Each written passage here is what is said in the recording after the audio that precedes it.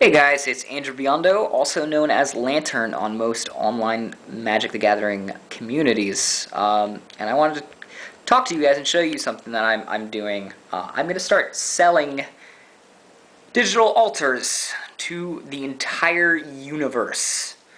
If any aliens out there want to do this and get their hands on a cool digital altar, they just need to pay a bit more shipping and handling. Um, and the reason why I'm doing this is twofold. One, I've been altering my own cards for a long time, and I need some supplemental income, as well as I got a lot of altar supplies hanging around after I finish my EDH deck, and I'd like to sell online. So other people can have a hold of these altars.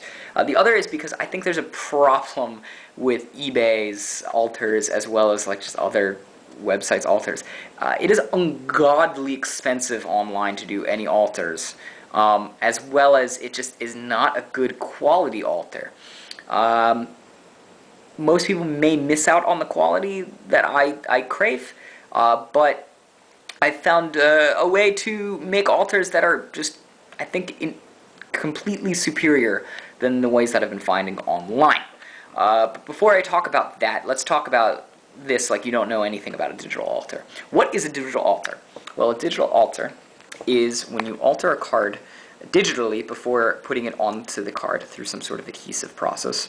Um, and it is used to make a card artistically different or functionally different. By functionally, I mean like the card itself functionally, not the text. Uh, and it also is completely tournament legal. It's a cheaper way to print it out because once you create one, you can create several, and it is not a acrylic or oil based, which will cause differences in thickness and could get you DQ'd from various tournaments. That is a big deal. This is a completely tournament legal card. It's been played in Florida, it's been played in Ohio, Pennsylvania, Philadelphia, Savannah, Georgia, and it's also been played in Delaware. And I've had no problems with any of those judges in the places that I've gone to, or any of my friends have gone to. You just should tell the judge ahead of time, just your fair warning, tell the judge ahead of time that you're playing with altered cards so he's not confused as to what's going on with the card, and you get a surprise DQ or something. Another big thing that makes this totally, again, it's tournament legal because there's actually a card underneath it, but the difference between my cards and other people's cards is other people have a very, very permanent form of altering. While this will stick and it will not change on you, as I will show you in a second, it can come off. You can, if you keep at it and peel at it, eventually you can peel it off with no damage to your card whatsoever. Other people cannot claim that because their card is definitely more permanent. What it does is they use sort of a spray adhesive, and what that will do is two things. It will make your card thicker, and it will also use alcohol, which is the way that it dries super quickly, and that will run the ink. It'll ruin the inside ink. So even if you peeled it off and you manage to not rip the ink right off of the card, you will end up with a ruined card. And they will also use a spray sealant. Again, these are all consumer-based products that will cause sort of like the ink to run on it and give it sort of more of a grainier texture. I don't do that on mine. Mine are, I have access to industrial design buildings, industrial design friends of mine, industrial design myself, and I have access to actual products that are business-based products.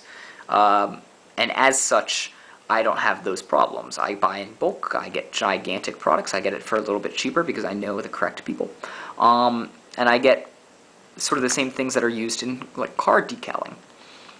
So this will not ruin on you. And the difference is, because I'm not using a spray adhesive or a spray sealant, is that the card is extra thin. Let's go ahead and grab this other Domri here, and we're going to go ahead and show you that these guys are the same card.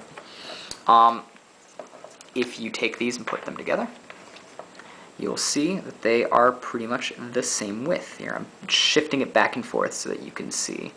They're pretty much the same width. That's because my altars create a layer on top of it that is no more than a hair's width. That's right, a hair follicle. Also, if you notice, it is completely slick. Means that you're not going to get any rough grinding issue with it at all. It's completely able to slip back and forth with no problem whatsoever. I don't like the rough grinding issue. I don't like textured tops because it doesn't feel like a playing card to me. Sometimes I flick my things out of their sleeves, and I don't want that rough grinding on there. Not to mention, if dirt gets on the spray sealant that they use, it will stay in there because it's got a texture and it will settle into it. Cards are not supposed to get dusty and grimy. This one will not get dusty and grimy. But here's the big reveal, the big difference between my cards and other cards. My cards are completely protected. That is something that other things don't do. I don't just like altering just to have a pumpkin head or something on my card. While it's cool to have it foiled and altered in any way that I want it to be, the big difference is I want my cards to be protected, and I want a quality alter. So what I'm going to show you here, I'm going to cause all your magic instincts to squirm here. I'm going to do the fake test to prove that this is not a fake card, and that it can actually bend. Now you'll see with most other cards, you'll see ink run, you'll get a bubble line or something. That doesn't happen with this. This is a completely self-contained card.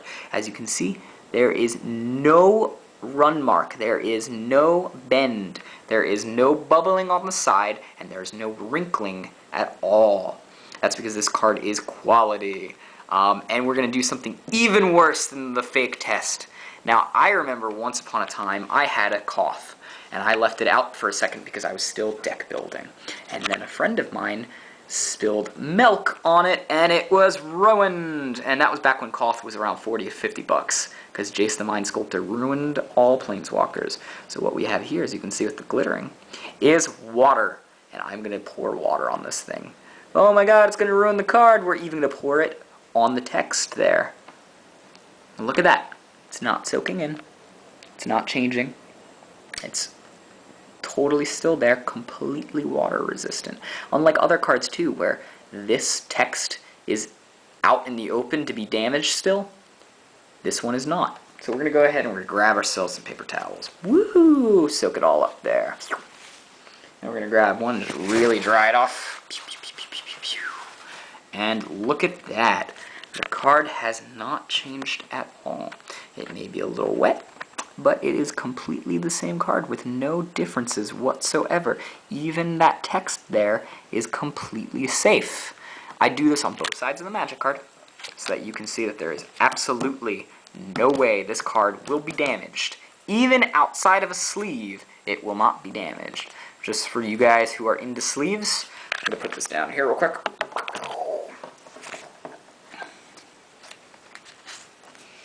As you can see, this guy sleeves in perfectly fine. I'm just doing it one-handed, which is a little tough, but boom, it's in a sleeve. This is an Ultra Pro. It's snug. There's no top opening here, as you can see. No top opening. The sides are not any bigger than your normal average card, and it is completely safe. So that is the thing that I'm offering. I take requests. I've got some pre-made tokens, pre-made cards that I'm selling for a little bit cheaper since they're already pre-made. But you can ask for anything. If you want a pumpkin-headed Domri, that can happen. If you want a, I don't know, island that is a giant dragon, I can do that. If you provide a picture, I can do it. If you want just a simple zoom in like this guy has, or just a full art version of the cards, I can also do that. I can do it as foil or non-foil if you want, doesn't really matter to me. And I'm going to start selling this. Hopefully, the reason why I'm trying to do this is I do want to do this more full-time. Aside from my writing, I want to do this full-time. And if you guys end up buying the cards and I'm able to do this, then I can start putting out really cool stuff out there. My girlfriend happens to be a professional illustrator for comics, animation, as well as just normal painting. She has already preemptively made me a Liliana that is done in the vein of Twilight Sparkle from My Little Pony. So if any of you guys are out there who are pony fans and you want that, if I can sell enough to make sort of a good job off of this, I will start selling various alters of Planeswalkers for people to grab. I've got enough for a playset of those lilies that I'm talking about right now. You can find out all the info. There will be links